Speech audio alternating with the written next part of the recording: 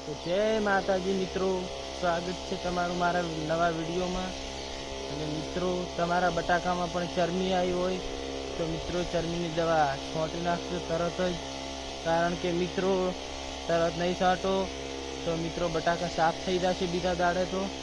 એટલે મિત્રો ખાધું મેં પણ હોંદે ચરમી ભાળતી મારા બટાકામાં, તો આજે વહેલી દવા ચાલુ કરી નાખી, કારણ કે મિત્રો 3 મહિનાની મહેનતમાં આપણે પોણી ફરી જાય, ચરમી આવે તો આખા બટાકા સાફ થઈ જાય છે।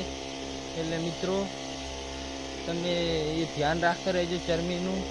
આ જુઓ દવા છાંટવાનું અમારે ચાલુ છે, કારણ કે મિત્રો ચરમી આવી છે, આખા બટાકામાં નહીં આવી, ચોંક આવી છે। એટલે મિત્રો હું મારા બે ભાગમાં જ તો દવા છાંટી નાખીશ, કારણ કે ચરમી જતી રહે।